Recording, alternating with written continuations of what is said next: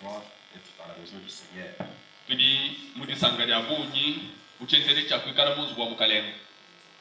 La maison de correction. Je suis la présence de mon petit frère.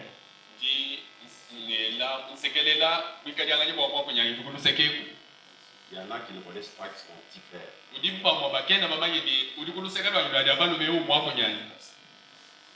Idéologiquement et spirituellement. Mais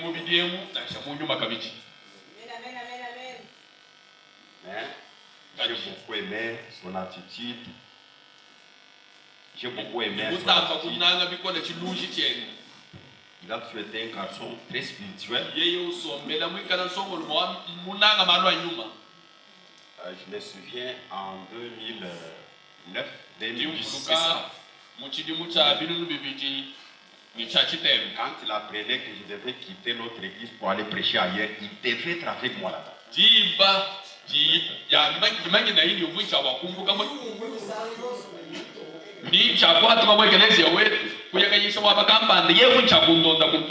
Il m'accompagnait partout quand il y avait carence d'interprète, il m'interprétait.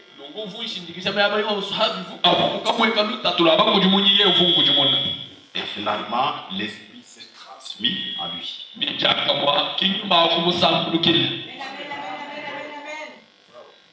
Partout il y a des passages, je ressors des. Nous voyons un garçon qui vous ressemble. J'ai dit c'est mon petit frère.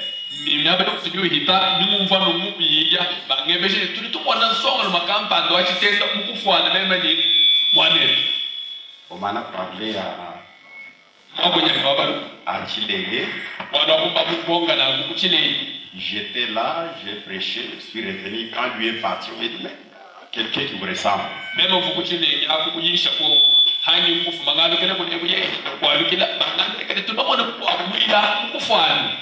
Et c'est très bien. Ok. Veuillez vous lever.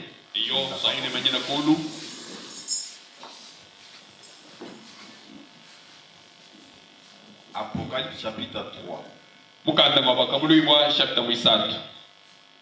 Nous lisons le verset premier, juste les points A.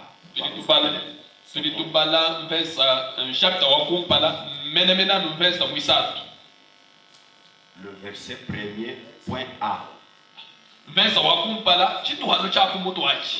laissé notre partie. Vous comprendrez pourquoi nous sautons d'abord cette partie-là. Et à part le verset premier, le point A, nous allons sauter pour lire le verset 5.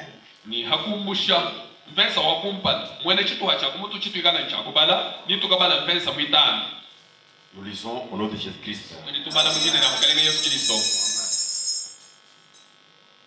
Écrit à l'ange de l'église de Sardes.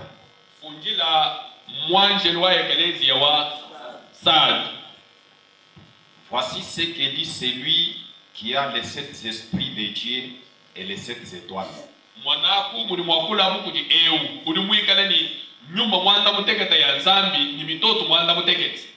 Verset 5.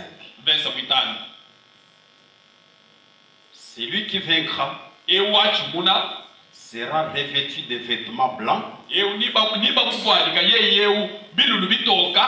Ça c'est un. Je n'effacerai point son nom du livre de vie. Ça c'est deux. Et je confesserai son nom devant mon Père et devant ses anges.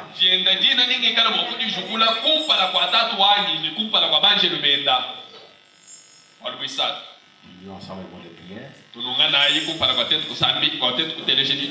Merci ce matin. Toi, la puissance qui est au-dessus de toute puissance. Toi, le même hier, aujourd'hui, éternellement. Nous comptons sur toi. Comme tu as dit qu'on va te relever les forces. Viens réellement relever nos forces. Viens réellement être avec nous pour nous assister à la fin. Que ta puissance domine ici. Nous savons que la puissance de l'ennemi ne reste pas distrait.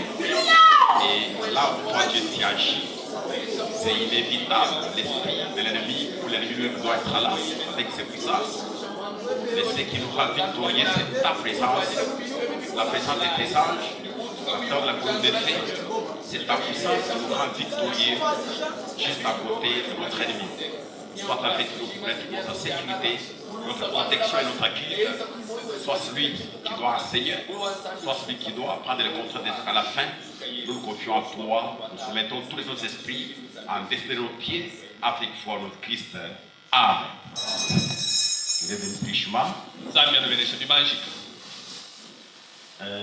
En parlant, je promets d'autres citations.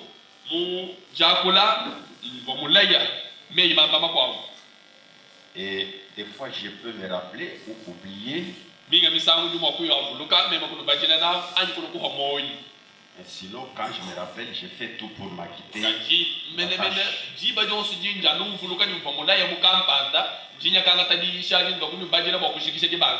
Et des fois, je reçois des messages dans mon téléphone où il y en a qui me parlent en face.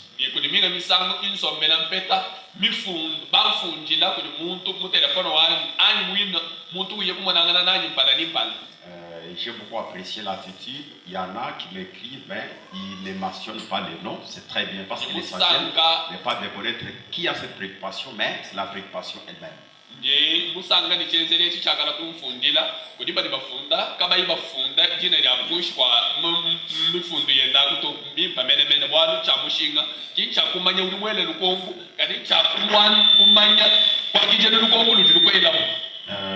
aussi notre préoccupation, mais en retard, je promets la réponse mercredi.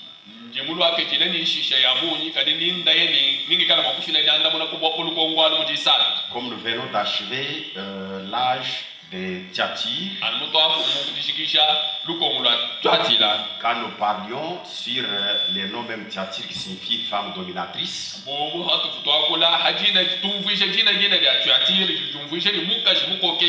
il y en a qui m'ont écrit en disant donc cette chaise de l'autorité ou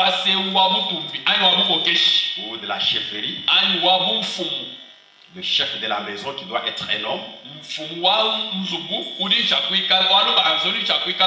il disait que nous deux, nous nous précipitions cette chaise. Précipitions. Donc l'un pouvait l'occuper 3 jours, l'autre rapporte, s'occupe aussi. Donc tous les deux enviaient cette chaise-là. Quand vous avez parlé sur cela, et quand la femme a compris ce qu'elle aura à avoir comme salaire de ses comportements malsains d'occuper la chaise d'autorité,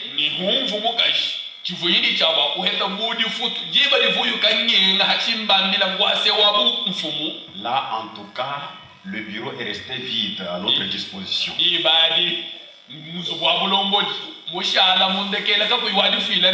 Maintenant il y a du calme. Elle-même a cédé. Très bien. Maintenant, une autre passion attachée à cela, à cette appréciation. Mais il y a une réalité là, et que elle peut être là. Elle fait une erreur. Vous la reprochez. Elle ne reconnaît pas. Elle essaie de parler comme si elle a raison. Et la dernière reproche, ou le dernier reproche, ou la dernière remarque, est qu'on venait du travail. Et on est resté, vous savez, quand on vient fraîchement du travail, on est sale.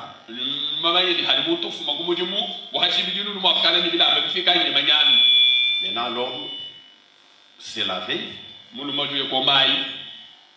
Maintenant, la femme se donne l'audace de rester sale toute la journée.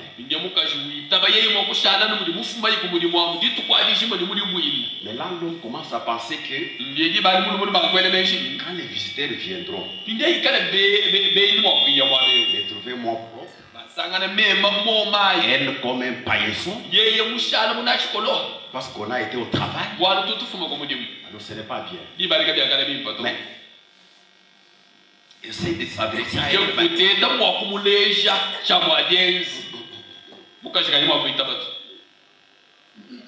Les habits sales, depuis que nous avons quitté le travail, vous me les avez achetés combien? Ça la réponse. Tu ne peux même pas te laver. Tu ne sais pas qu'on est fatigué. Maintenant, l'homme, comme il ne fait pas de dispute, il se tait. Et la sœur reste comme un paillasson toute la journée.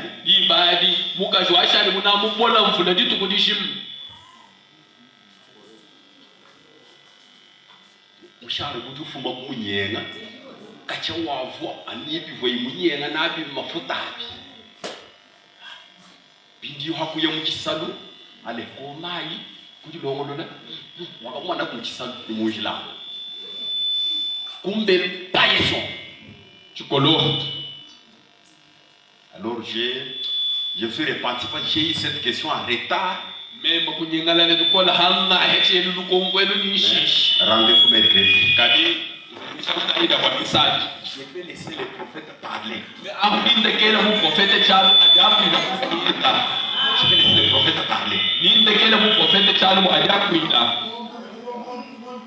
Amen, amen. Amen. Ok, rendez-vous mercredi.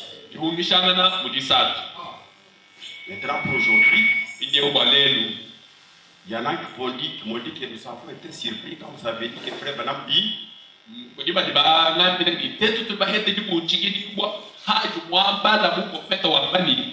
l'avait dit verbalement. Frère Branham dit que quand vous travaillez, même si vous ne gagnez qu'un dollar par semaine, et si vous payez la dîme de septiriens, si Dieu ne bénit pas ce que vous faites là, c'est témoin hypocrite. Il fait la précision.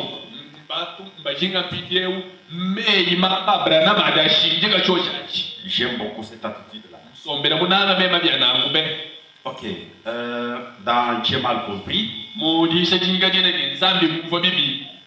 J'ai mal compris. Il n'y en a qu'une seule. Je vais donner la date. Paragraphe 112 pour gagner le temps.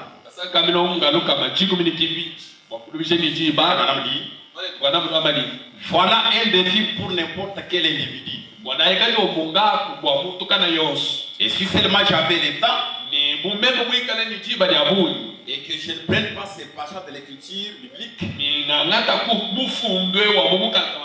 je désire aborder d'ici 10 minutes, j'aimerais vous donner mon témoignage là-dessus. Et vous dire que même lorsque j'étais affamé, et que ma mère et les miens étaient affamés, et que mon père était malade, j'ai prélevé d'abord mes dîmes pour les donner à Dieu. Et vous auriez dû voir ce qui s'est passé. Il met point. Maintenant je dis, jamais de ma vie, je n'ai jamais vu quelqu'un, homme ou femme, même si vous ne gagnez qu'un dollar par semaine, si vous apportez 10 centimes pour cet argent, et les placer dans votre maison du trésor, ou l'église que vous fréquentez, laissez vos systèmes de faire que vous êtes ici à Lokala, vous suivez la parole de Dieu ici, mais les dieux vous dites, moi je suis membre de Tabernacle de Boujiba, moi je suis membre de tel, et vous envoyez la Bible là-bas.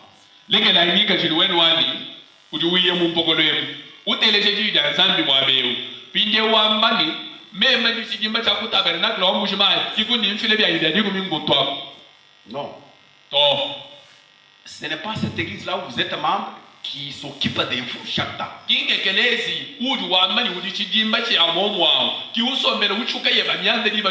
Mais c'est fontaine que vous fréquentez. Alors c'est à la fontaine que vous devez apporter vos dîmes.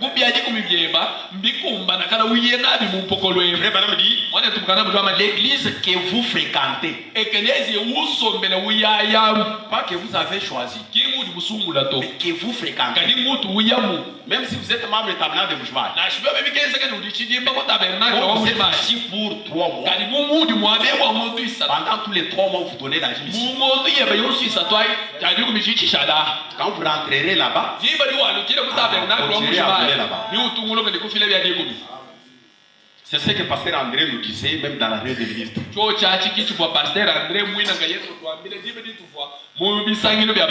Et il a beaucoup corrigé les frères tabernacle de Bouchemar qui essaient de ménager pour Kinshasa.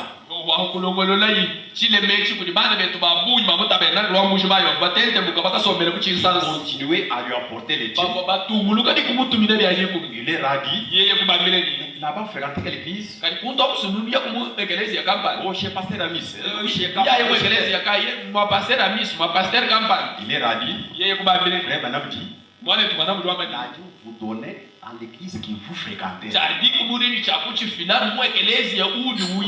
Dès maintenant, commencez à donner à Pasteur Amis. Voilà. L'église que vous fréquentez. Maintenant, je dis, si Dieu ne bénit pas cela, les témoins hypocrites, à la fin du paragraphe, il dit, tout chrétien devrait payer la dîme.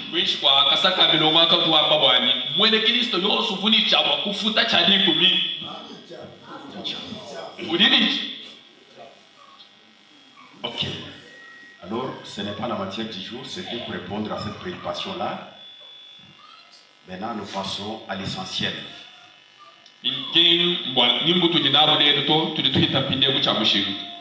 Nous sommes sur le 5e âge,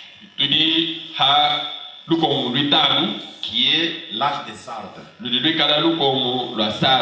Et comme d'habitude, nous prenons le premier point.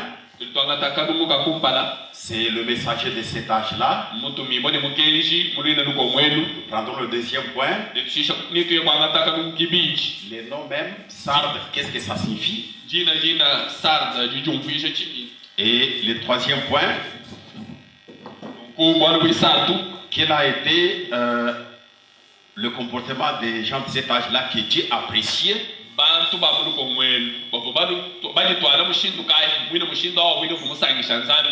Peut-être y avait-il des reproches ou d'avertissements? Ok. Et le quatrième point, le message pour ce que Dieu voulait dire aux habitants de cet âge-là. La recommandation de Dieu. Au finish, c'est notre objectif même. Quand nous traitons tous ces autres points précédents, notre vision est braquée sur la récompense. C'est ça le point capital. Ok, alors le 5e point, la récompense destinée aux vainqueurs de l'âge des sardes. Ok, à cause d'une remarque faite, j'ai trouvé que les chrétiens de dimanche ne manquent pas, c'est presque partout.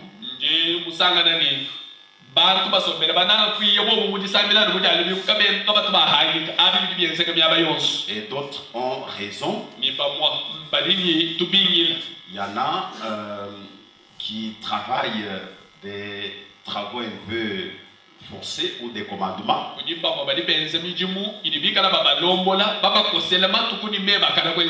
façon qu'ils n'arrivent pas à se retrouver à l'église mercredi et vendredi. Alors j'ai trouvé que parmi ces 5 points, quand je commence à les aborder dimanche, s'il faut qu'un point reste pour terminer au milieu de la semaine, que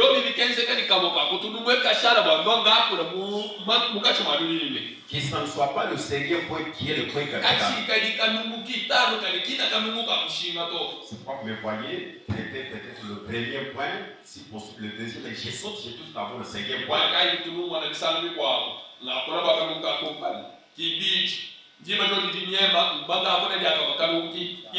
C'est pour aider tout le monde à saisir l'objectif, l'essentiel qui est la récompense destinée aux vainqueurs. J'ai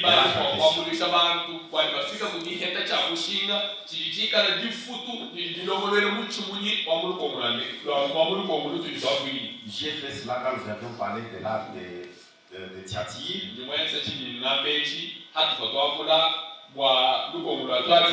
Et je le fais encore aujourd'hui. Nous allons parler du messager de l'âge. Et nous parlons de l'âge même. Et nous allons toucher le point capital, la récompense. Et le troisième et quatrième point, nous allons traiter ça au milieu de la semaine. Ok. Maintenant, le premier point, tel que notre croquis le démontre, l'âge des saints là-bas,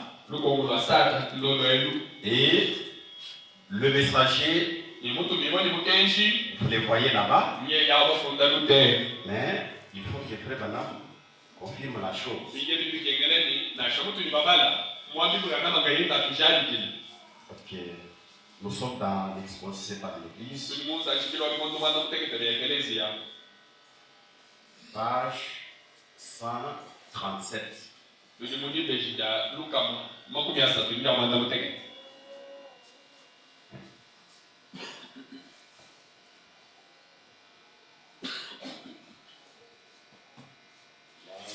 L'église des Sardes. C'est 237 plutôt. Alors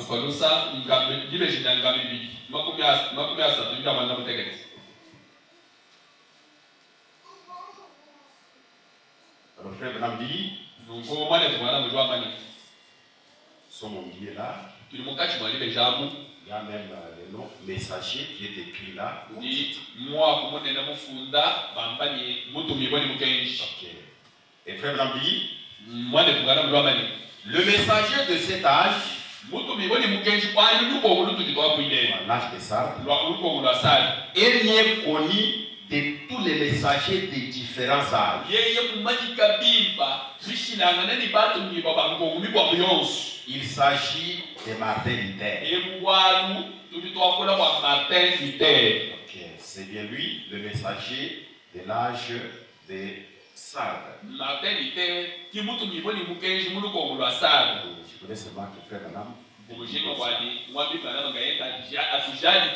Maintenant, comme le messager c'est Martin Luther,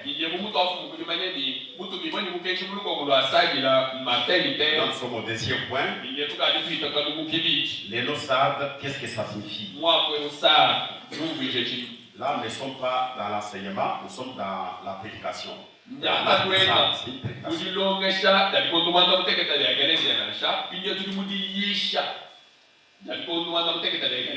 Prêché le 9 décembre 1960.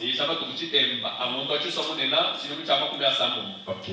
Par exemple, c'est en taille.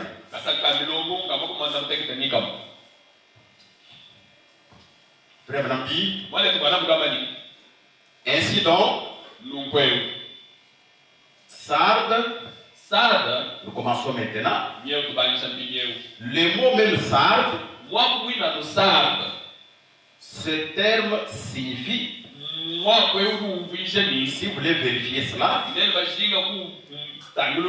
ça veut dire, il ouvre les guillemets,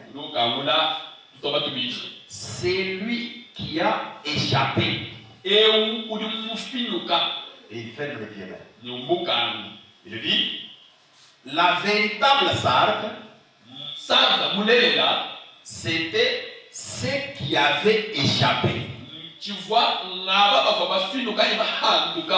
C'est ce que sarde veut dire. Très bien. C'est lui qui a échappé. Frère dit, dans chaque travail que Satan essaie de poser,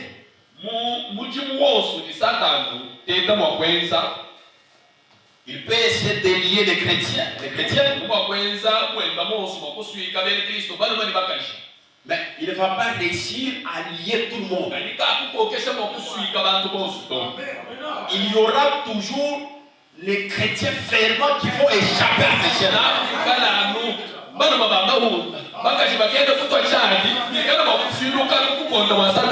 Comme c'est le service de Satan tout le temps, il voit que l'église a fait une marche, elle est déjà à un certain niveau. Alors Satan amène ses esprits. Ces démons viennent là pour s'emparer des chrétiens, pour décourager ceux que Dieu utilisait,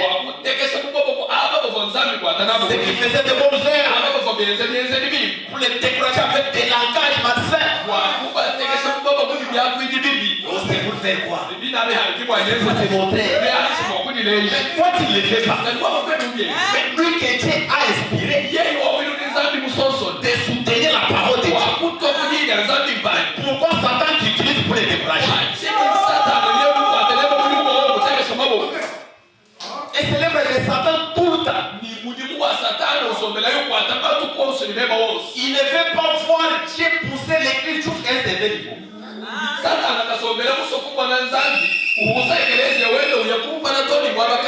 Il cherche toujours à entraver la bonne marche. Il voit que c'est bien dans l'église est devenue spirituelle. Il prend des limites, il jette là-bas, il parle la main des autres. Et c'est pour qui on parle. Écoute, c'est là, faut décourager. Mais malgré cela, Dieu ne manque pas de témoins. Satan travaille, il secoue, il déclare ceux qui soutiennent les fils de vie. Malgré cela, il y en a qui échappent. Alléluia. Amen. Vous amenez le découragement. Lui vous regarde, il comprend que j'ai eu l'occasion d'entendre Satan parler.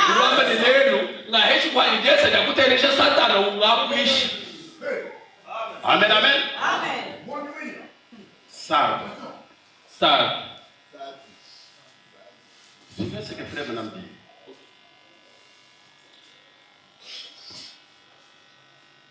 Satan. Ça c'est dommage.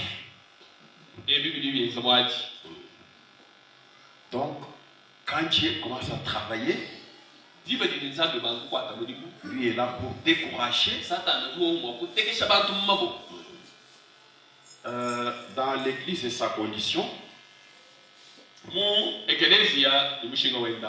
paragraphe 61, Frère Bramdi. La première chose, vous savez, lorsque vous commencez à faire ces choses, vous avez laissé tomber les barrières, vous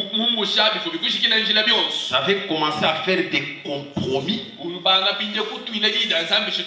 Alors, il commence à y avoir des petits clans dans l'église, parmi les gens,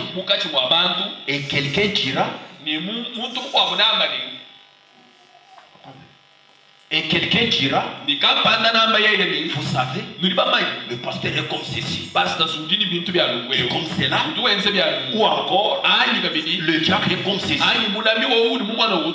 ou comme cela. Vous suivez l'œuvre de Satan. Moi, je ne connais pas ce que le diacre a fait. Même si vous Où c'est que le pasteur a fait. Vous qui avez vu cela, vous avez le temps d'aller le voir. Vous venez me corrompre moi.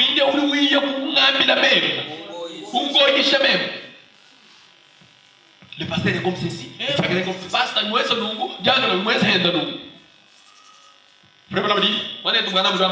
Et la première chose, vous savez,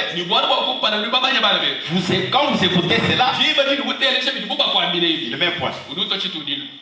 Et la raison pour laquelle vous avez tant de problèmes,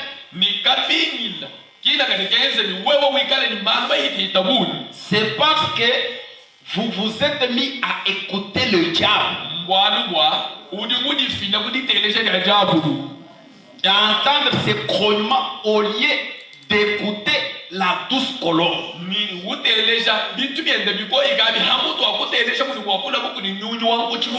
Le Saint-Esprit, la colombe de Dieu. Dès que vous manifestez l'un de ces petits accès de colère, petit accès de colère, la colombe s'envolera immédiatement. Elle ne peut pas supporter cela. Elle a une nature différente. Oh, elle ne peut pas supporter du tout. Elle ne peut pas supporter cela. Et lorsque vous mettez à parler de votre prochain, elle ne peut pas supporter cela. Elle ne va pas les tolérer. Elle prendra simplement son envol et s'éloignera. Qu'est-ce qu'il a éloigné? C'est Satan là que tu as entendu.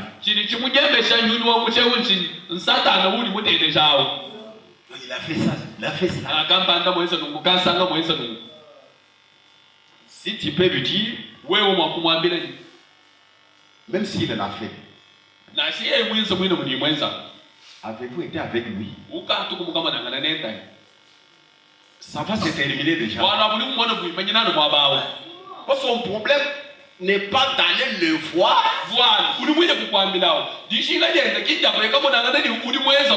C'est de venir seulement vous corrompre pour élargir un peu son groupe, pour empêcher l'œuvre de Dieu à la fontaine tabernacle. Mais malgré cela, il y a les fils et les filles de Dieu matures qui vont dès maintenant commencer à refuser de telles bêtises.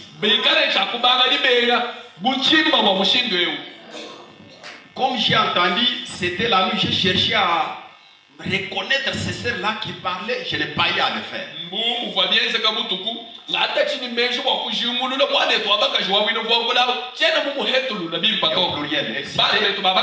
Elle citait une des sœurs qui chante dans la chorale ici.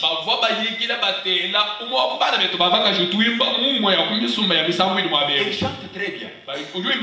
Mais au milieu de la semaine, elle ne vient pas à l'église. Nous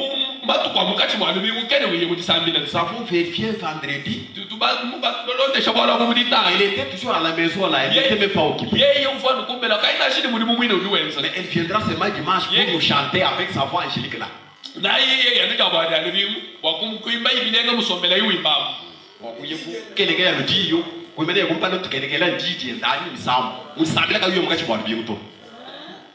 Vous qui chantez dans la chorale, vous êtes des modèles.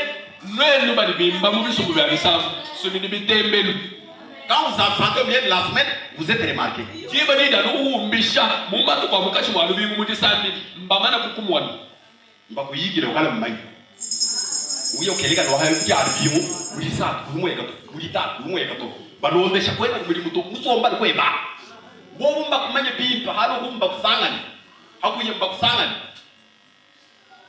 Et vous devenez scandale.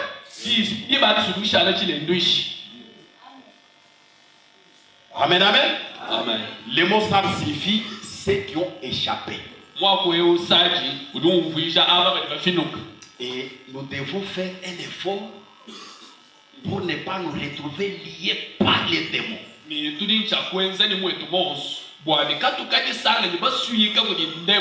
Que chacun fasse un effort pour échapper. Échapper à ces esprits impurs de Satan.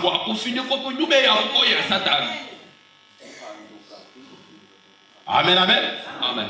Ok, je ne vais pas traîner là. Frère Branham me regrette beaucoup.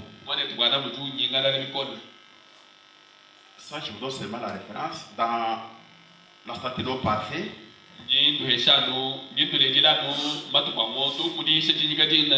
page 5.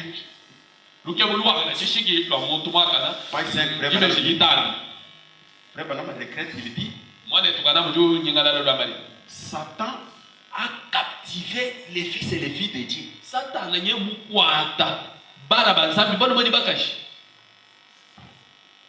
Jetons un peu un coup d'œil là.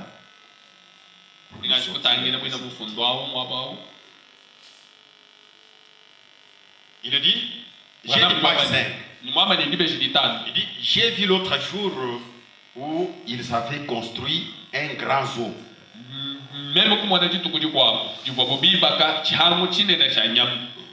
Zoo. Ok. Ici au milieu de Louisville. Et M. Brown, je crois, Brown là-bas, M. Brown, il est a offert $1 million pour ces eaux.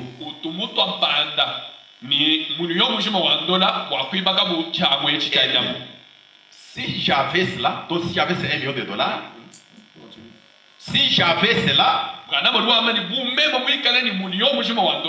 je donnerais pratiquement cela pour libérer ces oiseaux.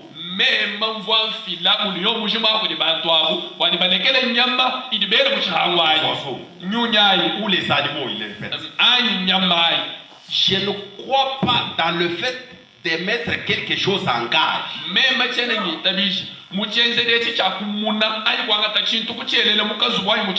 Comme cela. Je vais aux eaux. Je vois ces pauvres animaux. Des ours. Des ours et des lions. Et d'autres animaux qui marchent ainsi d'un bout à l'autre, emprisonnés pour les. Vous voyez, cela vous fait de la peine. Après tout, ils sont captivés par l'intelligence d'un homme qui est plus intelligent qu'eux.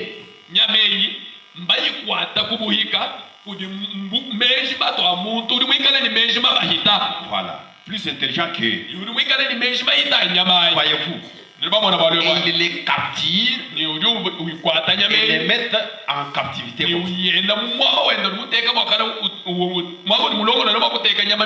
je pense au fait que le diable fait la même chose.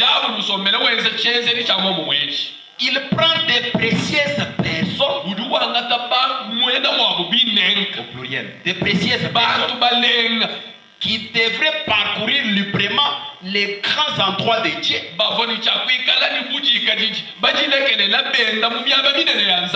Les champs, les endroits.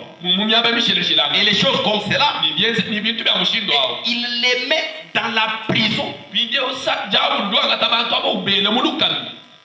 C'est parce qu'il est plus intelligent que vous. Comme il voit que si il paye la dîme, la pauvreté va s'en aller. Il vous garde comme ça, vous ne payez pas. Pour vous lier avec cette pauvreté. Et quand vous êtes lié là, lui est content. Il est plus intelligent que vous. Il vous donne plus l'amour de cet argent-là. Et vous devrez par là que vous êtes très bien.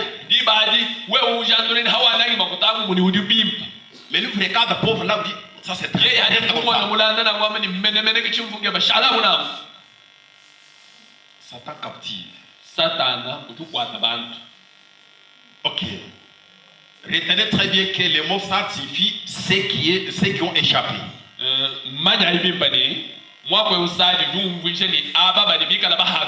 Et faites un effort pour échapper à tous les esprits qui dominent. Maintenant, je touche le point capital. Là, notre vision est braquée. La récompense destinée aux vainqueurs de l'âge des sardes. Là, nous sommes dans Apocalypse chapitre 3, verset 5. Là, on s'abolit. Celui qui vaincra sera revêtu ainsi de vêtements blancs. Ça, c'est la première chose. Je n'effacerai point son nom du livre des vies. La deuxième chose. Et je confesserai son nom devant mon Père et devant ses anges. Nous allons parler de ces trois éléments-là. Le premier point, les vêtements blancs. Quels sont les vêtements blancs? Il va servir pour habiller ceux qui vont échapper.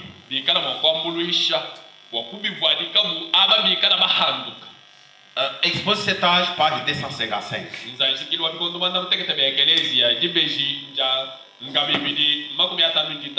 Ici, j'attire plus votre attention. Il y a des petites confusions que je vais essayer d'éclairer avec les madame. Ok. D'abord, le premier point, c'est les vêtements blancs. J'ai dit page 255. Alors, je suis au milieu là. Frère Branham dit, il y a les parenthèses là, il dit, cette église de Sardes, il ferme, a quelques personnes qui sont dans le vrai. Contrairement à la majorité des gens qui sont dans l'erreur. Ils marchent avec des vêtements propres et ils sont dignes de mon nom. Or, ces gens étaient les vrais saints de Dieu.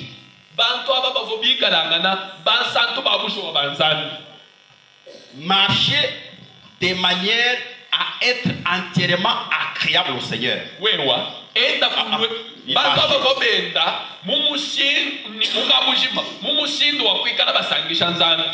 Leurs vêtements étaient propres.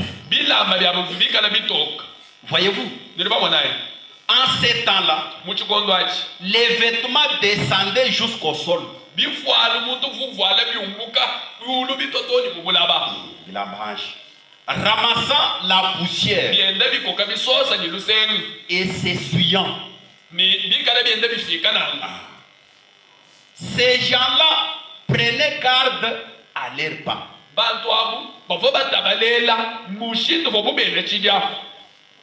Et n'étaient donc pas corrompus par le monde. Ils étaient dans l'esprit et ils marchaient selon l'esprit. Ils étaient saints et irrépréhensibles devant lui. Ils accomplissaient ainsi le dessein pour lequel ils étaient là. Car, d'après Éphésiens chapitre 1 verset 4, le dessein de Dieu, c'est que nous soyons saints et irrépréhensibles devant lui.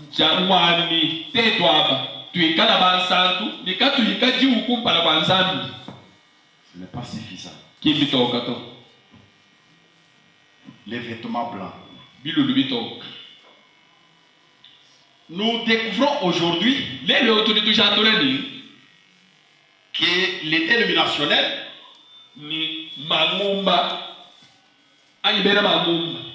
trouvent que pour aller à l'église le dimanche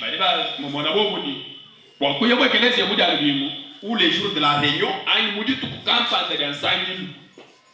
il y en a qui trouvent que la soutane blanche, c'est ça, les vêtements ecclésiastiques.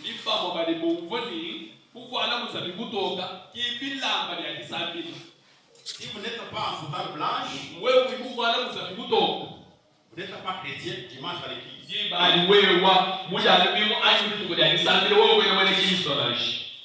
Il y en a qui trouvent que un pantalon noir, une chemise blanche,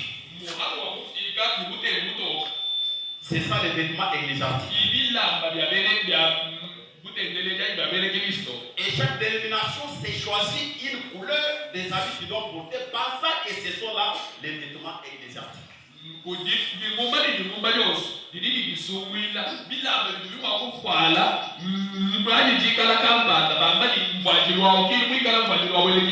ils s'attribuent cela à Dieu comme si c'était qu'il leur a dit d'importer cela.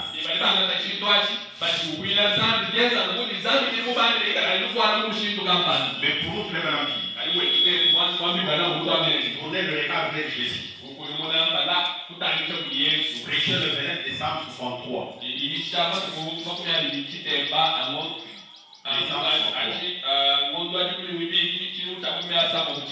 Ok, paragraphe 261. Ok, il dit, je vous dirais que les vêtements ecclésiastiques qu'un homme doit porter, c'est le baptême du Saint-Esprit. C'est cela qui vous identifie comme étant avec Christ.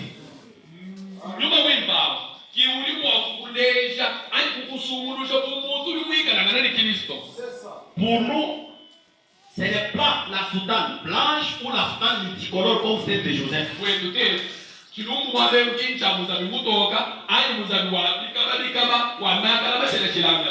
Comme celle de Joseph. Ce n'est pas cela l'habit que Dieu met sur nous. Mais pour nous, l'habit que nous devons préférer que Dieu mette sur nous, c'est le baptême du Saint-Esprit. Quand vous savez le baptême du Saint-Esprit, Dieu vous regarde, vous êtes en habit que lui cherche.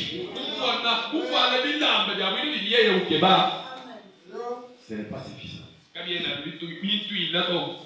La robe d'occasion.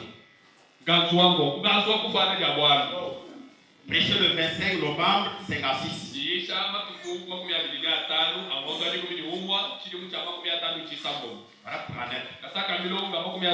Il dit, maintenant remarquez, Élie, lorsqu'il a jeté sa robe sur lui, donc sur Élisée, qu'il l'a essayé, Élisée a essayé,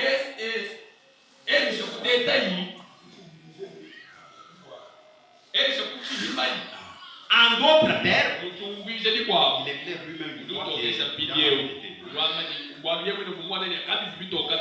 Il dit, le prophète Élie, qui portait le manteau de Dieu sur ses épaules. Il était descendu là pour le mettre sur Élisée. Frère Branham dit, Élisée là était le cultivateur. C'est frère Branham qui dit, si vous allez demander à un apôtre ou à un pape, il ne connaît pas ça. Il vous dira que ce n'est pas dans la Bible, mais vous croyez ce que frère Branham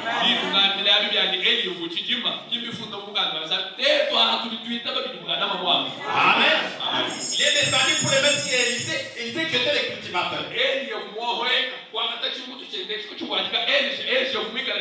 pour voir si ses manteaux allaient lui convenir.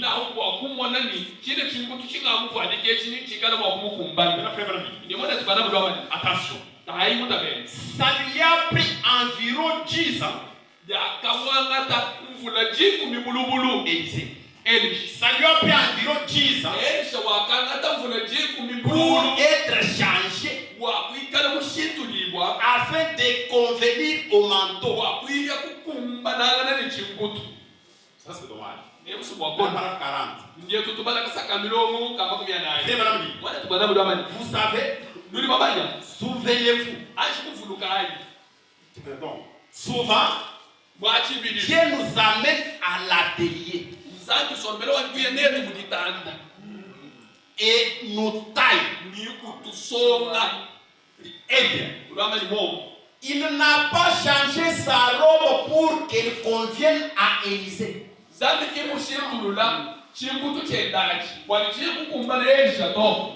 Mais il a changé Élisée pour que celui-ci convienne à la robe.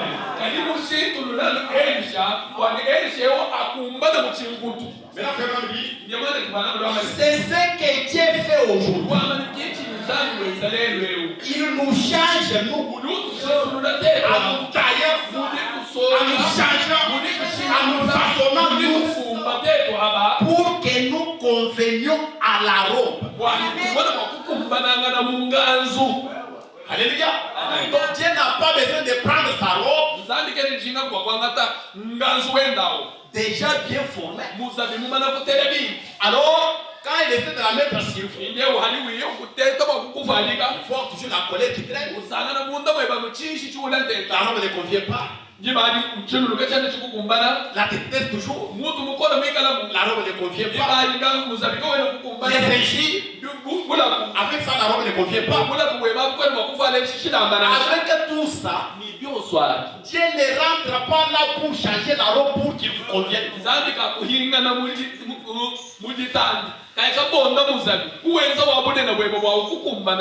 Il doit me changer moi. Il doit vous changer vous. En donnant de vous ce qui ne va pas. En donnant cette identité, en donnant ces commérages là. En donnant ces murmures comme un Satan partout. Amen, amen. Amen. En notant ces mensonges là qui traînent toujours en vous. Parce que c'est ce qui ne vous permet pas de convenir à la robe. Et la robe c'est le Saint-Esprit. C'est ça l'habit que Dieu doit mettre sur vous. C'est ça les vêtements blancs. L'uniforme des chrétiens. Il faut mettre sa robe Saint-Esprit. Telle la robe Saint-Esprit. L'autre la même robe Saint-Esprit. L'autre la robe le même Saint-Esprit. Tous en uniforme. C'est cette équipe-là mobile avec laquelle Dieu travaille. Une équipe vêtue en habit blanc. Et la Bible, ce n'est pas la couleur de la femme multicolore. Comme un jour, il était au marché. On voit une fois du apôtre à la longue barbe. Il vient avec sa canne. Maintenant, juste au marché là, il a attrapé quelqu'un qui avait sa dette qu'il a cherché longtemps.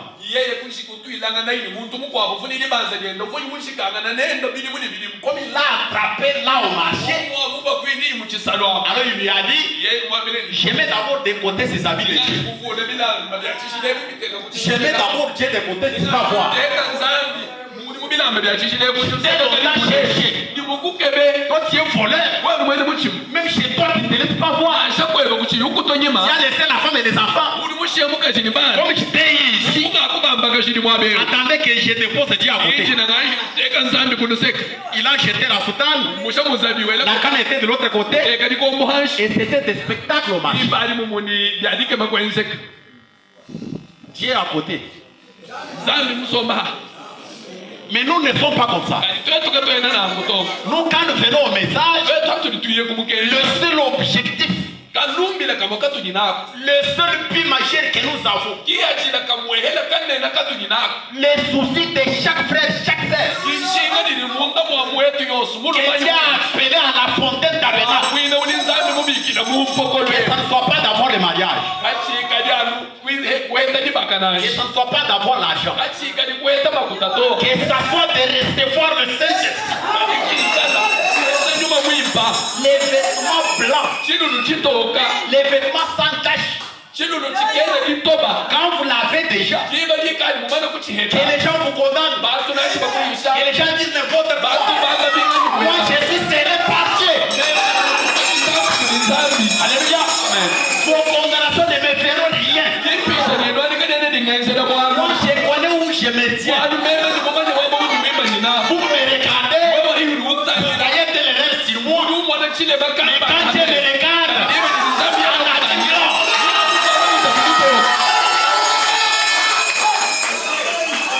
alléluia. C'est le seul objectif d'un fils de Dieu. Ce n'est pas d'être attaché à n'importe qui a l'argent dans l'église. Ce n'est pas d'avoir le mariage. Ce n'est pas le titre. Aujourd'hui, je suis ministre, je suis administrateur. Tu es ministre, tu es Jacques, tu es un frère fervent, et tu es un habit blanc. Alléluia. Quand Dieu te regarde ce matin, il te voit en quel genre d'habit? En soutenant le tigolo, vous êtes en enfer avec les babas.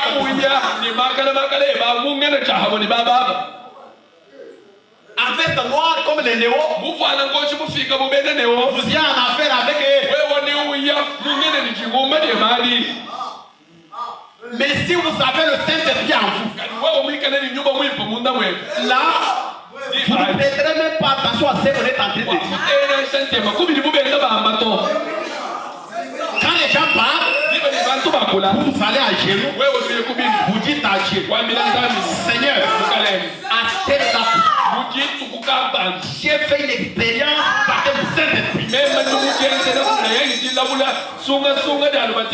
Et chaque jour, je sens sa présence en moi. Alors, malgré ce que les gens disent, malgré ce que les gens parlent, moi je suis sûr que toi les dieux du ciel, il les connaît, il m'a choisi, il m'a battu de ton esprit. Laissez-les pour moi. Je vais aller dans l'enlèvement. L'enlèvement n'est pas pour une personne. Ce n'est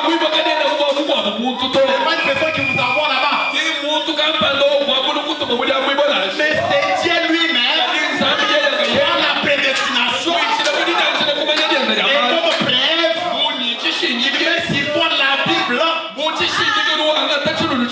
Avec la Bible, le ciel est pour.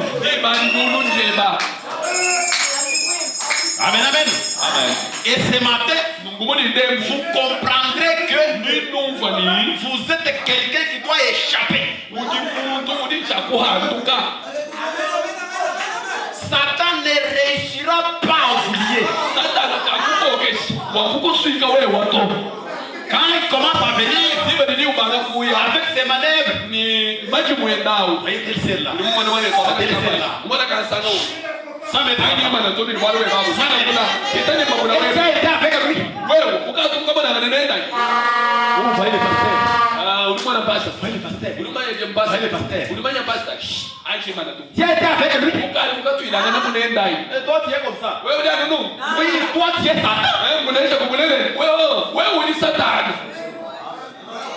Oui, vous m'avez dit que vous avez le pasteur.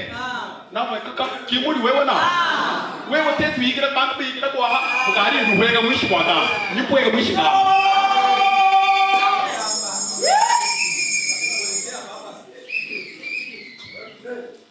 Amen, amen. Satan est tellement malin au possible. Il est tellement vigilant, très intelligent, très souple de plus que vous.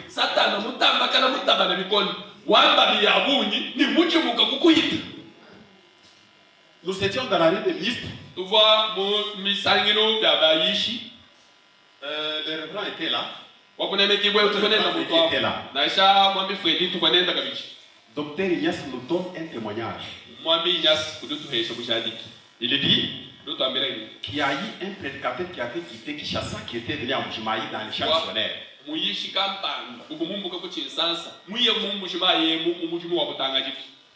Et partout en Mbujimayi,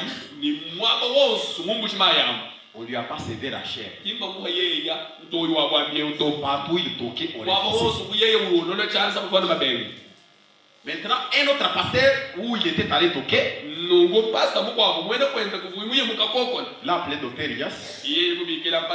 Nous avons un pasteur ici de Kinshasa. On n'a pas le temps de le recevoir. Je ne sais pas s'il peut avoir l'occasion chez vous. Lui a dit oui, ça va, qu'il vienne à Chile. Alors il est allé à Chile. Il a prêché, docteur Elias était là. Et docteur Elias dit, je me suis étonné par ses interventions.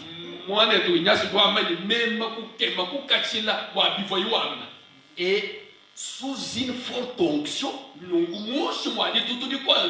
il a décrété une contribution. C'était pour la caution de leur église. On a contribué. C'était combien de francs? $600 pour les vies. Sur place, $600. Docteur Ignace dit quoi?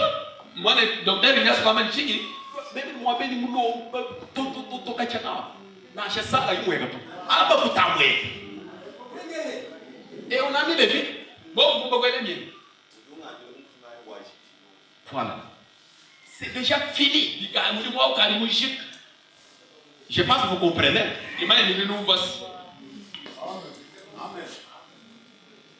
Et il était tellement dans la joie, docteur Ignace. Il dit, je me demandais comment on pouvait mettre des vides. Et quand les autres pasteurs ont entendu les interventions de ces ministres-là,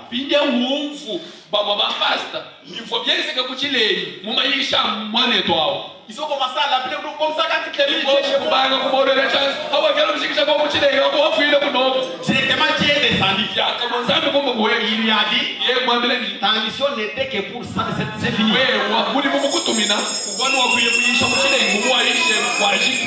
puis il a pris son avion.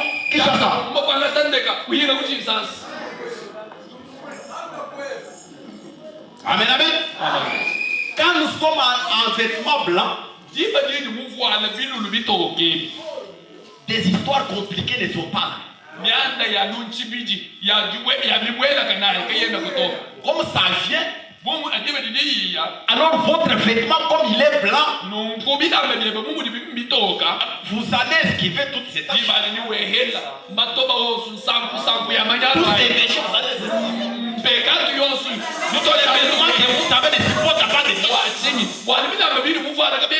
allez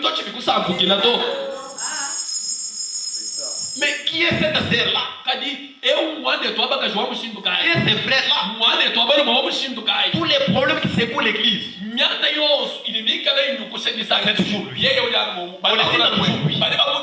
On le sait toujours lui. Donc, ces vêtements ont des taches partout.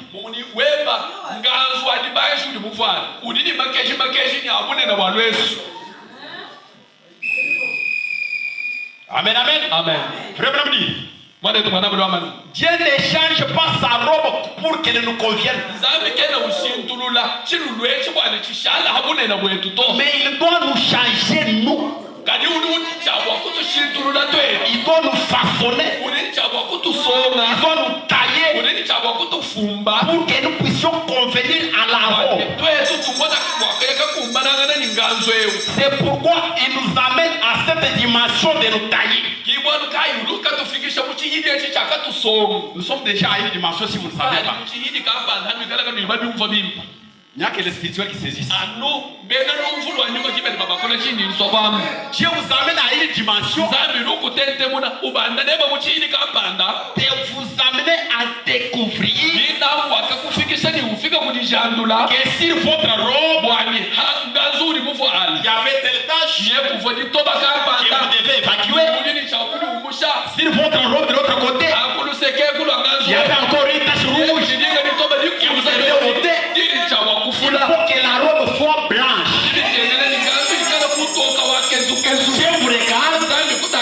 Voilà. Vous n'êtes pas trempé.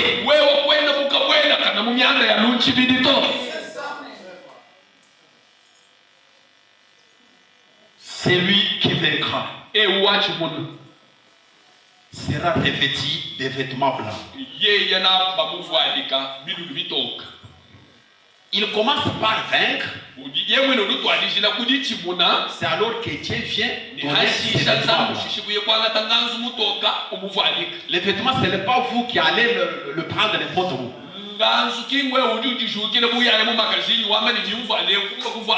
Celui qui vaincra sera revêtu des vêtements blancs.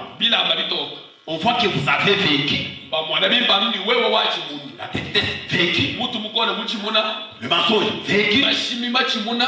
Toutes ces histoires-là vaincues. C'est alors qu'il met sur vous la robe blanche. Frère, madame, insiste en disant, c'est pourquoi Dieu nous amène à cette dimension pour faire en sorte que, après avoir été taillé, être façonné, être changé, que nous puissions convenir à la robe. Il dit pas Dieu de changer la robe pour qu'elle nous convienne. La robe est intacte, on ne peut pas la bien façonnée par Dieu lui-même. Alors c'est à vous et à moi de trouver que si la robe est très grande, alors c'est à moi de chercher comment grossir pour atteindre la main de la robe. Si la robe est petite, moi je suis grand, alors c'est à moi de chercher à m'écrire aussi pour convenir à la robe.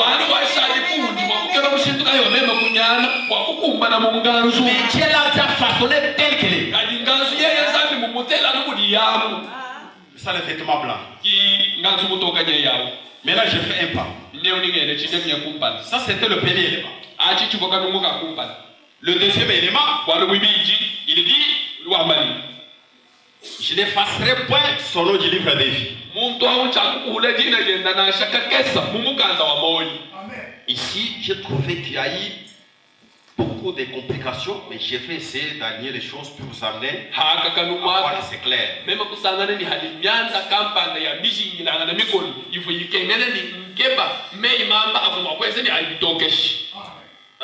Frère Madame nous parle d'abord de deux livres.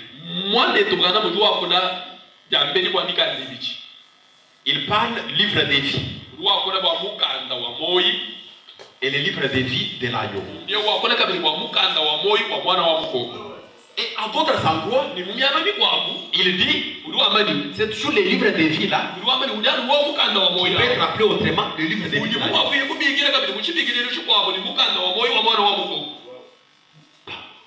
Où est la vérité? Maintenant, il faut d'abord la différence entre le livre de vie et le livre de vie de l'agneau.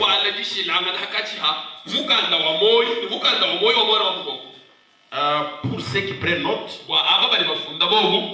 nous sommes dans l'union invisible de l'épouse de Christ.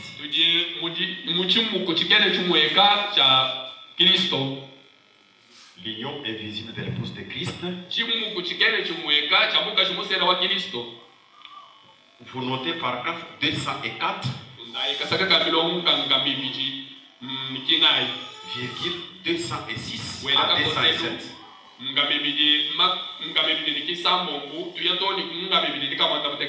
Maintenant, moi je commence par 222 pour gagner le temps. Je ne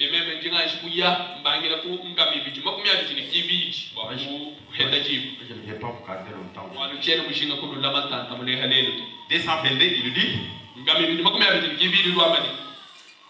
Bon, vous vous êtes dégagé de votre première union par une mort spirituelle.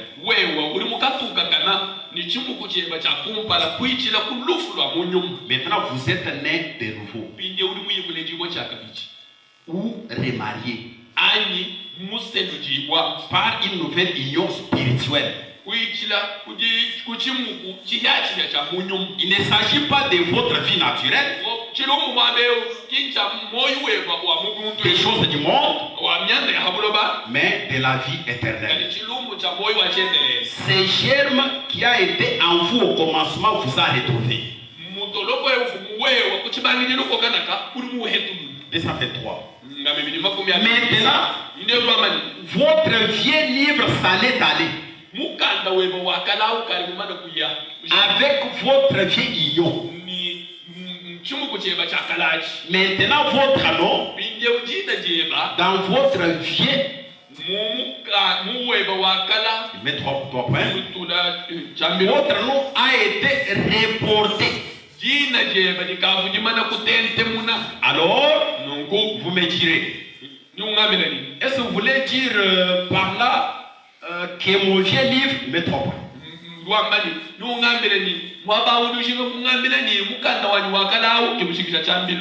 Dieu l'a jeté dans la mer de son oubli. Vous êtes parfait devant lui. Pas devant une personne. Pas devant une personne. Une personne peut continuer à vous condamner. Mais quand vous êtes né de nouveau, devant Dieu, très bien. Il dit, 224. Or, votre nom est maintenant dans les nouveaux livres. Non pas dans le livre de vie, mais dans le livre de vie de l'agneau. Pour ceux que l'agneau a racheté. Pas le vieux livre de votre union naturelle, mais les nouveaux. Pour vous l'épouse. Alléluia. Votre nouvelle vie est dans les nouveaux, est dans le livre de vie de l'agneau.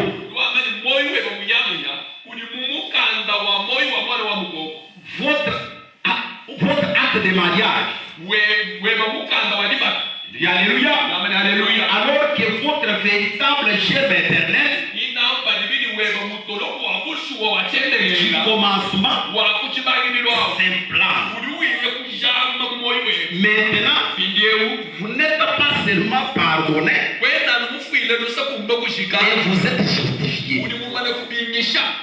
Gloire, justifié. Romains 5 dit, Romains 5 dit, je répète, étant donc justifié par la foi, cherchez l'essence du mot. Ce mot ne veut pas dire pardonner. Ce mot veut dire justifié. Il ne veut pas dire que vous êtes pardonné. 228. Mais l'essence du mot justifié, c'est comme si vous ne l'aviez jamais fait du tout.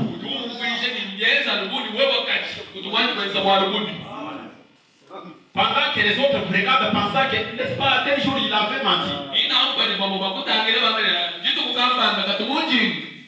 Mais Dieu regarde, lui n'a jamais menti.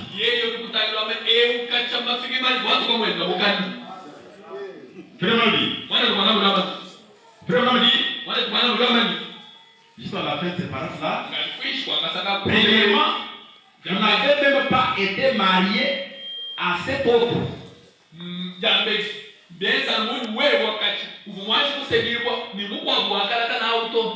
Lui, l'époux, a porté votre honte lui-même pour vous, à votre place. Il a pris votre place car vous aviez été prédestiné à être à lui. À faire partie de son époux. Avant la fondation du monde. La Bible le dit. Vous êtes la semence prédestinée. Maintenant, mon problème là, c'était de vous donner d'abord les éléments qui montrent la différence entre le livre de vie et le livre de vie de l'agneau.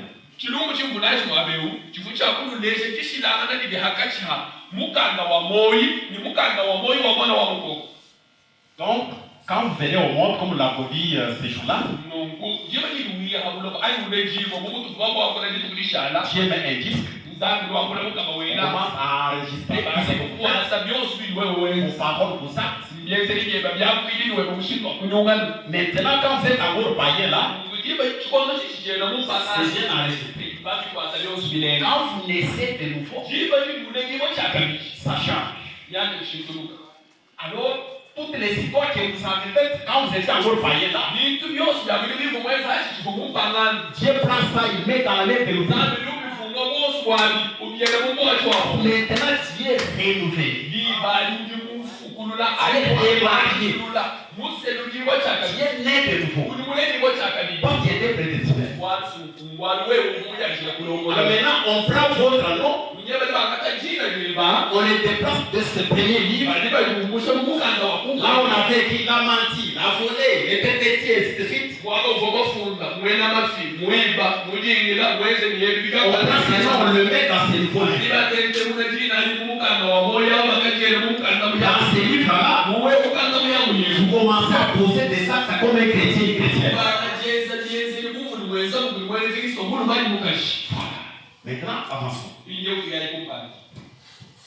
Il y a d'autres prédateurs qui comprennent qu'ils lisent des écritures, ils sentent qu'il y a des difficultés, alors ils cachent d'autres là. Mais ils peuvent aller lire ça.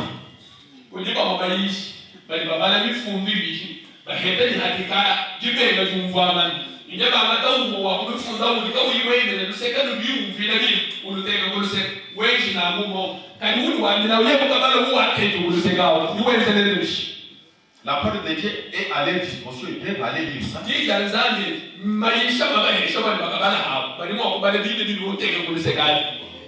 Maintenant, suivez d'autres éléments. Exposez cet âge. Page 264. Ok, 264.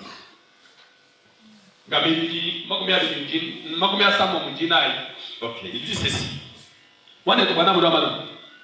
Maintenant, je suis sûr que vous avez remarqué que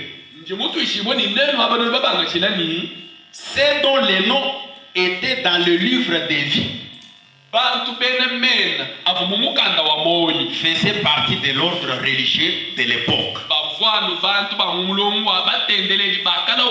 Il s'est tourné vers le vrai Dieu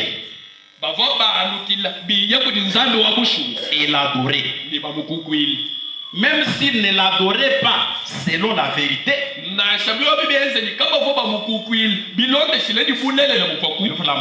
la parole, donc dans la parenthèse là, comme Judas, ils ne sont pas allés jusqu'au bout.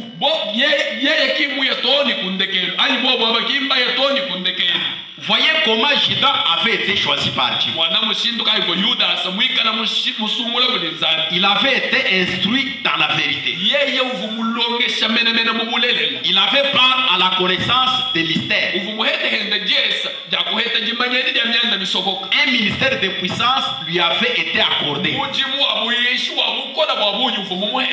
Et il guérissait les malades et chassait des démons au nom de Jésus.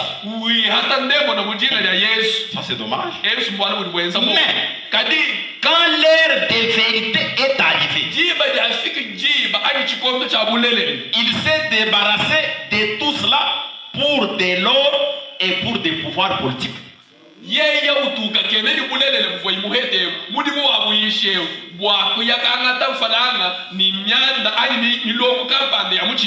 n'est pas allé jusqu'à la Pentecôte pour recevoir l'Esprit de Dieu. Il n'avait pas l'Esprit. Ça c'est dommage. Ne vous y trompez pas. Si quelqu'un a réellement été baptisé dans le corps de Christ par le Saint-Esprit, recevant ainsi la plénitude de l'Esprit, il sera dans la parole jusqu'au bout. Alléluia. Amen. Voilà la preuve qu'on est baptisé du Saint-Esprit.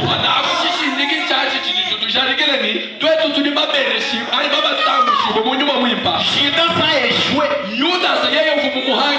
C'est là que les foules échouent aussi.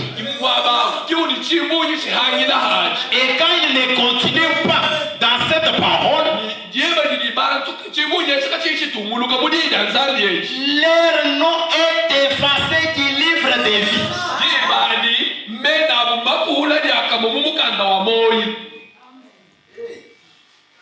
Nous allons lentement.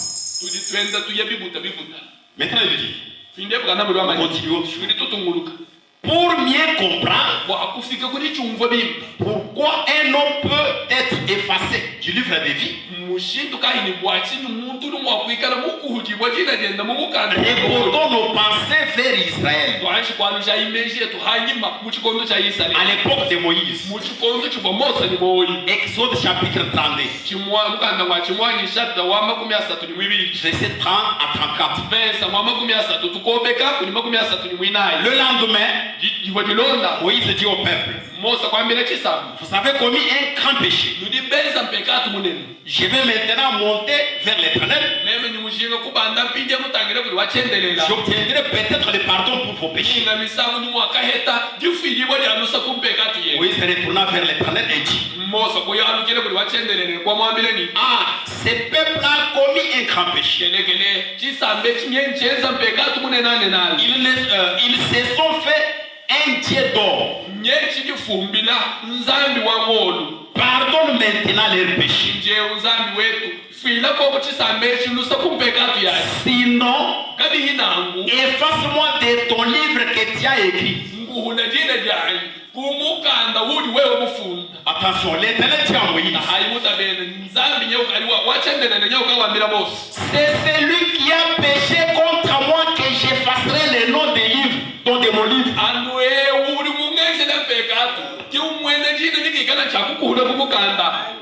C'est dommage. Moïse a le même problème. Il n'a pas péché contre eux. Mais tu viens demander pardon pour eux. C'est celui qui a péché contre moi que j'effacerai le nom de mon livre. Pas toi Moïse. Ça c'est dommage. Il a dit à Moïse, pardon, conduis le peuple où je t'ai dit. Voici mon ange marchera devant toi. Mais au jour de ma vengeance, je les punirai de leurs péchés. Frère dit, il est plus qu'évident que des noms ont été effacés et seront effacés du livre de vie. Avant qu'il n'y ait plus de temps. Avant qu'il n'y ait plus de temps. Frère Branham dit, dans ces cas-ci,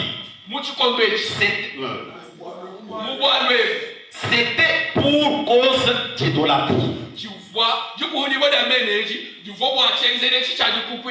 Comme c'était le cas pour Dan et Ephraïm,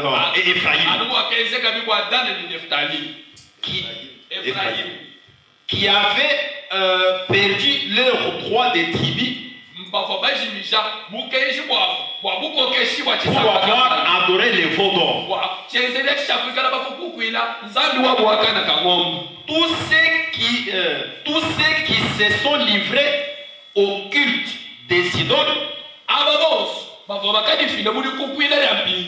ont vu leur nom être effacé du livre de vie. Maintenant, ce n'est pas fini. Revenons aux pages 258.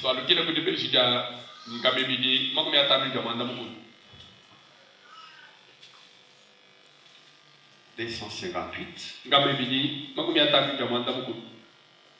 Frère Branham dit, je suis à la fin du page 258 là et j'ai touché un petit rayon aux pages 259. Il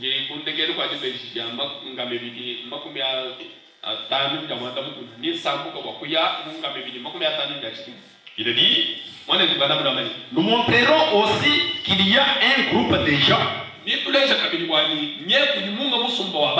dont les noms ont été inscrits avant la fondation du monde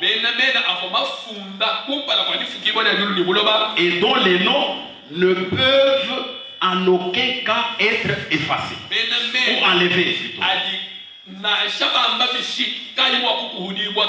Enlevés. Mais nous montrerons aussi qu'il y a un autre groupe dont les noms étaient inscrits avant la fondation du monde et dont les noms seront effacés. 259. Il dit d'abord, il n'y a aucune raison de prétendre que le livre de vie de l'agneau soit différent du livre de vie.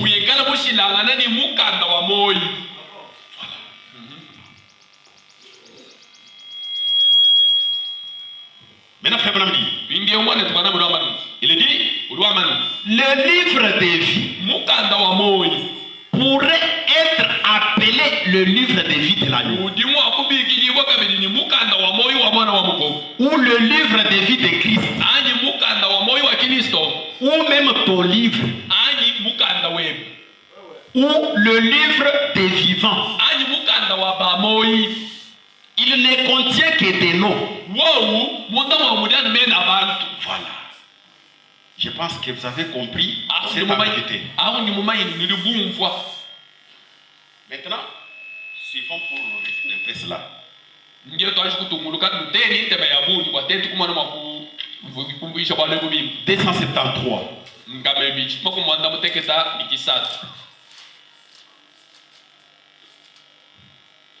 273, il dit, je suis un peu à la fin là, dernier paragraphe.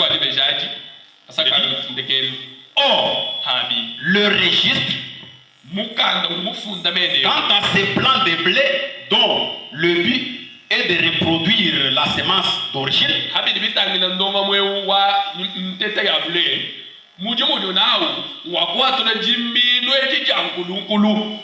en plusieurs exemplaires, il dit, c'est le livre de vie. Il dit, je répète, lui-même découvre que ce n'est pas bien compris. Il dit, je répète, mais l'histoire ou le registre de ces plants de blé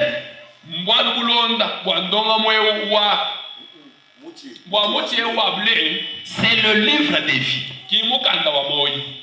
Et ce livre de vie est le registre de la vie éternelle. Une section du livre de vie. C'est ça le problème. C'est toujours le même livre là. Maintenant, il y a une partie qui est le registre de la vie éternelle.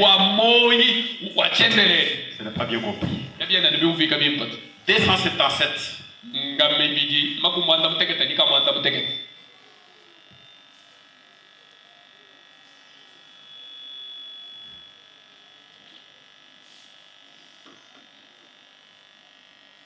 C'est dommage. On doit pas bien comprendre ça. Il y a un registre.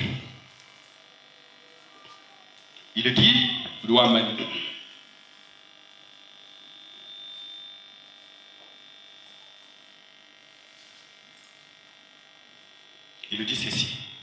J'ai dit 200, je prends d'abord 274. Il dit la sortie d'Égypte du peuple d'Israël. La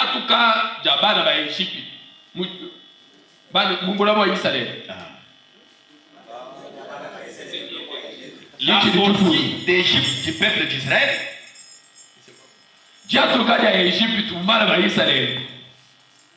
est un type parfait de cela.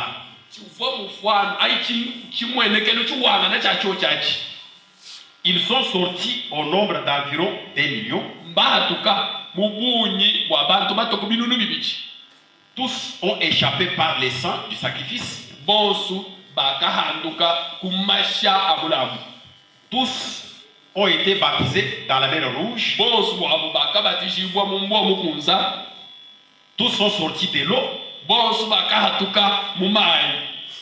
bénéficiant des manifestations et des bénédictions du Saint-Esprit. Tous ont mangé la nourriture des anges. Tous ont mis au rocher qui les suivait.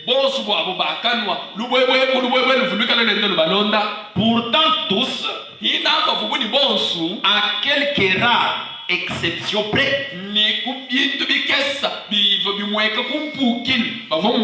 n'étaient rien d'autre que des porteurs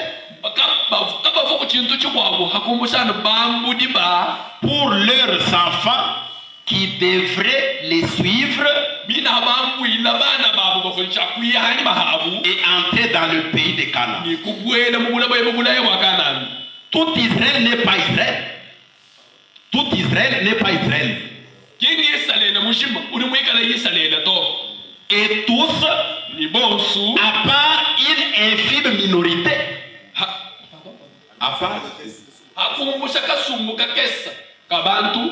ont vu leur nom être effacé du livre de vie. Il dit, il en est exactement de même aujourd'hui. Il dit dans l'église, des noms seront effacés du livre. Aucun nom ne sera effacé du livre de vie éternelle.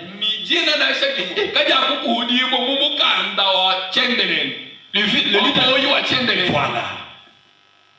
Est-ce que c'est bien compris? J'ai révisé cette partie-là. Il en est exactement de même aujourd'hui dans l'église. Des noms seront effacés du livre de vie. Il met point. Aucun nom ne sera effacé du livre de la vie éternelle.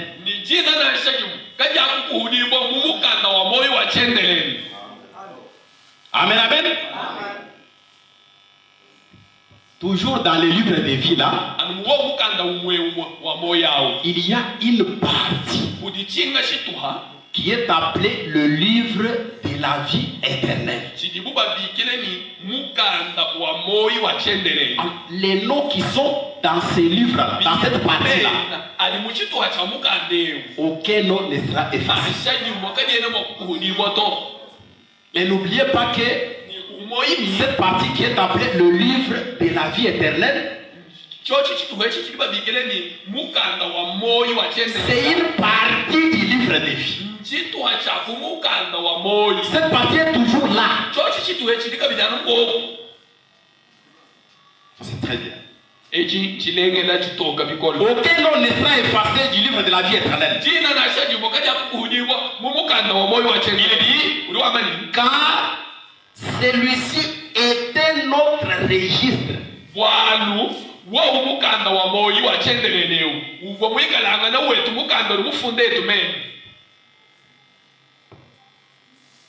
C'était notre livre, notre registre. Il dit, bien qu'il soit contenu dans les livres de vie. Voilà. Voici de quoi témoigne ce registre.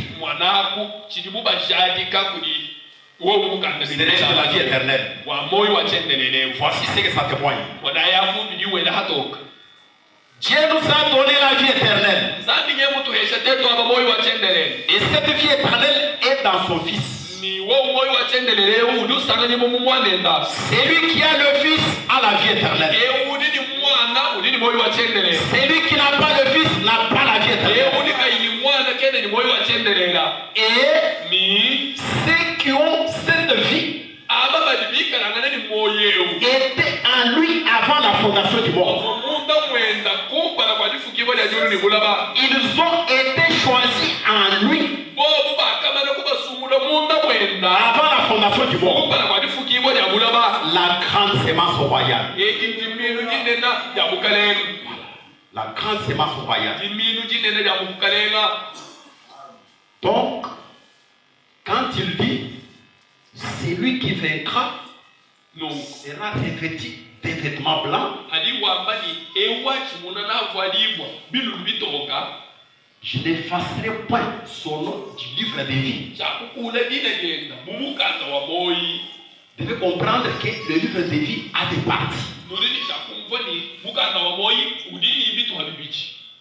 Il y a une partie qui contient tout ce que vous avez fait et qui est là. Et il y a une partie qui est appelée le registre de la vie éternelle. Bien que ça ait contenu dans le livre de vie. Donc quand il dit, ou quand vous lisez, le livre de vie peut être aussi appelé le livre de vie de l'agneau, ou c'est le même livre.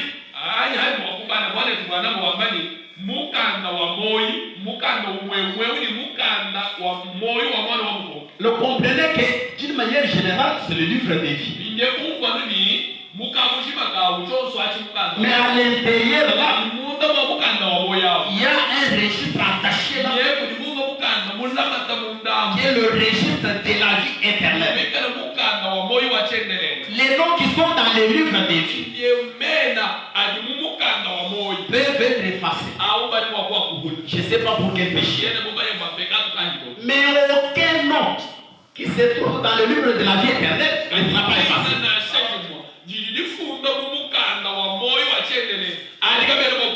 Parce que ça c'est un autre registre. Bien qu'il soit contenu dans le livre de vie. Ok, maintenant c'est clair. Maintenant je termine avec le premier point. Comme j'ai dit, je ne vais pas vous garder longtemps. Il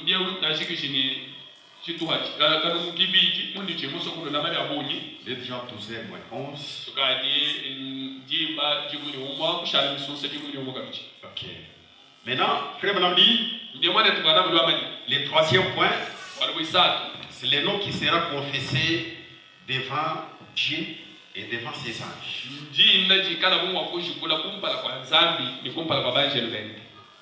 C'est Jésus qui va confesser les noms devant son Père Dieu et devant les anges de son Père. Page 276. Je vais terminer par là. Il dit ceci. Je confesserai son nom devant mon Père et devant ses anges.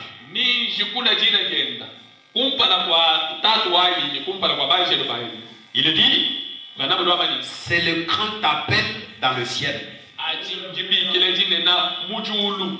Si un homme meurt, reviendra-t-il? Reviendra-t-il?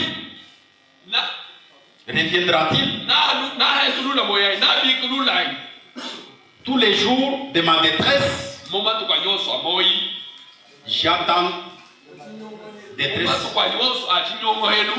j'attendrai jusqu'à ce que mon état vienne à changer.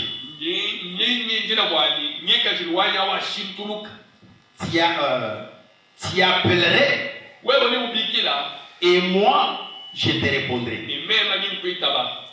Ton désir serait tourné vers l'œuvre de tes mains.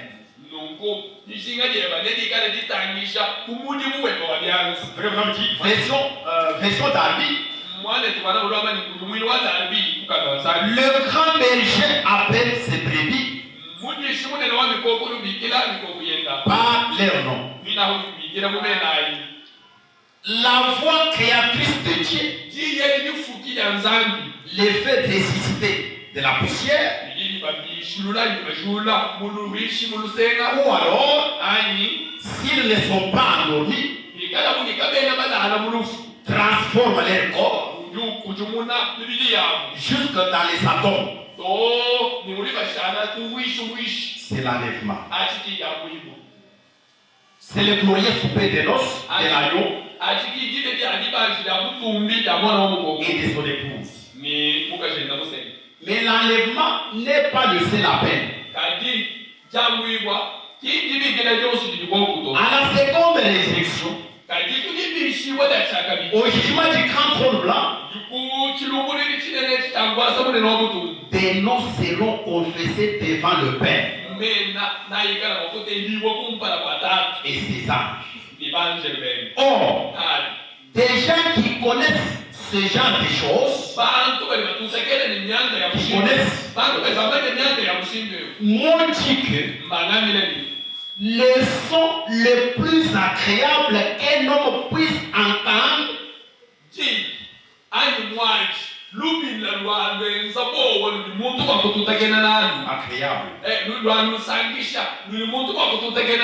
c'est celui de son propre nom.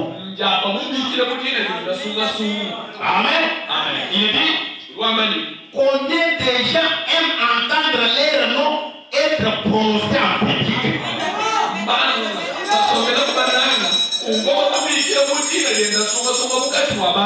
Combien ils aiment être acclamés?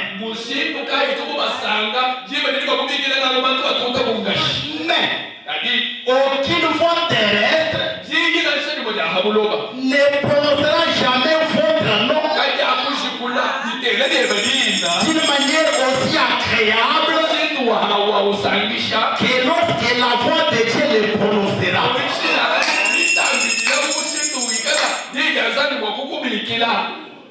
Ça c'est dommage. Il dit, si votre nom se trouve dans le livre de vie, attention, si votre nom reste dans le livre de vie, et il reste pour être révélé devant les saints anges,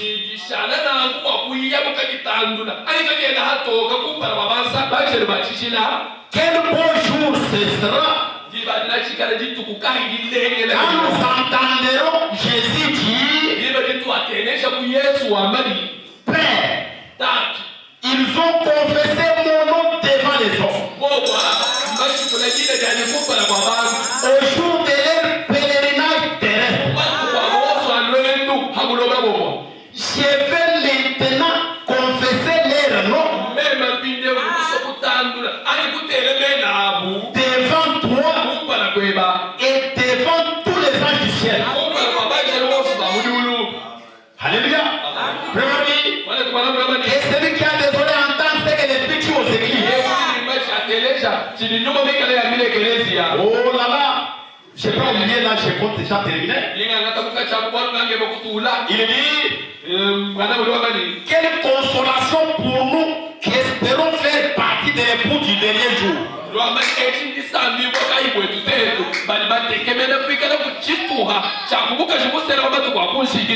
effet, nos cœurs tressaillent de joie. Car nous savons qu'il est fidèle et qu'il accomplira chacune de ses promesses. S'il a été loyal et fidèle envers ceux de l'âge des arbres, alors il est tout autant pour notre âge. Alléluia. Si par sa grâce et sa puissance ils seront réussis et éprouvés par lui, il en sera de même pour nous. Frère me dit, marchons donc jusqu'à la perfection et nous irons dans les airs à la rencontre du Seigneur et nous serons avec lui pour toujours. Alléluia. Ça ne sera pas un homme qui va confesser les noms, mais ça sera Jésus lui-même qui va commencer à citer chaque nom qui est dans les livres de vie et qui est resté là, qui n'est pas effacé, qui est resté là pour être confessé. N'oubliez pas, ça sera devant Dieu et devant les hommes. Jésus lui-même qui dit à son Dieu, ces gens, ces hommes et ces femmes, lors de leur pèlerinage terrestre, ils ont confessé mon nom devant les gens. Alléluia.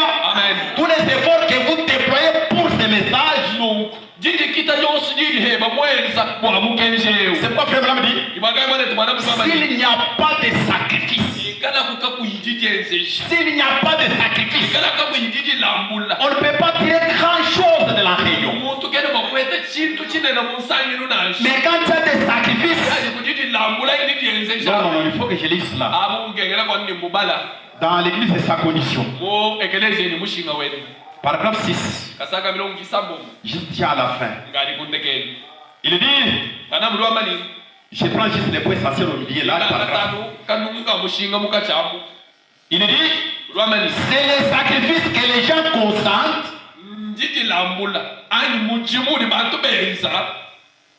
qui fait qu'ils retirent beaucoup de la réunion. Maintenant il dit, quand il n'y a pas de sacrifice, on ne retire pas grand chose de la réunion. Il dit, il faut vraiment vous y mettre. Venez voir. Il faut vraiment vous y mettre et faire quelque chose qui fait très mal. Mes amis, mettre après dedans en pratique, ce n'est pas facile. L'occasion est là de voler. Payer les valises pour les enfants. Maintenant, la parole de Dieu interdit ça. Maintenant, vous êtes devant cette occasion-là. Maintenant, il faut faire un effort qui fait très mal.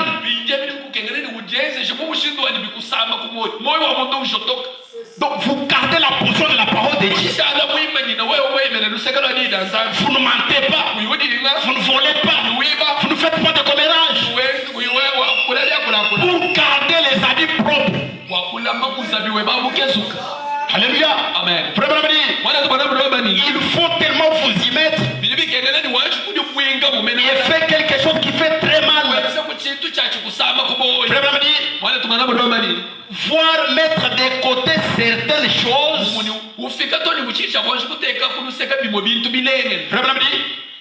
et arrêter le travail et faire ceci ou cela pour vous rendre à l'église.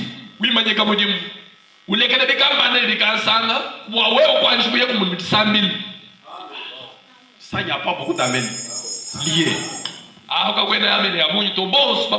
Rendez-vous mercredi, nous verrons. Faire quelque chose qui fait très mal.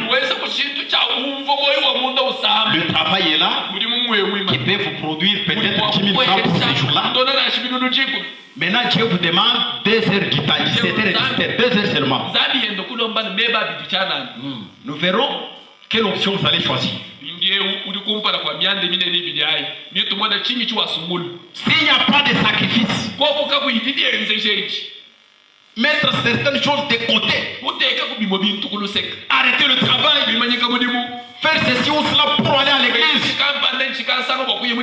afin de montrer à Dieu que vous l'aimez. Et quand vous faites ces sacrifices pour aller, c'est alors que vous en retirez quelque chose. Alléluia. Amen. Ça c'est dommage.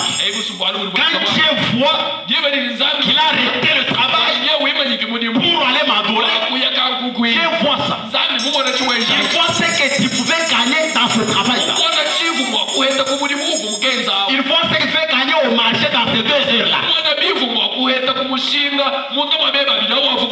Il voit ça. N'oubliez pas, frère Madame Zadi, la fois passée, que vous pouvez tromper les gens, mais vous ne pouvez pas tromper Dieu.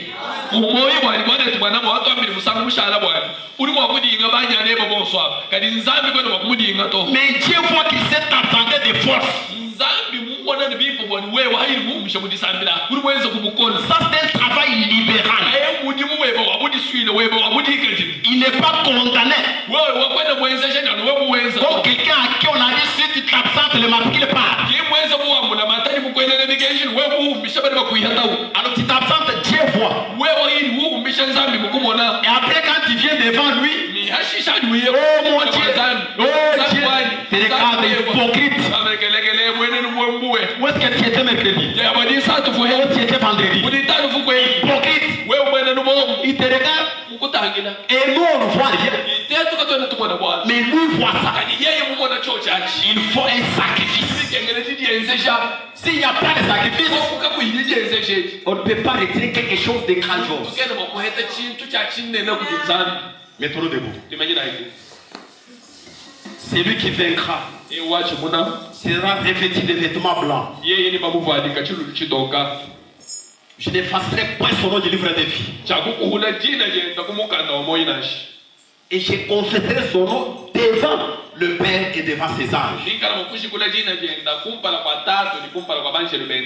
Réfléchissons là-dessus. Et quatrième méditation, c'est à nous.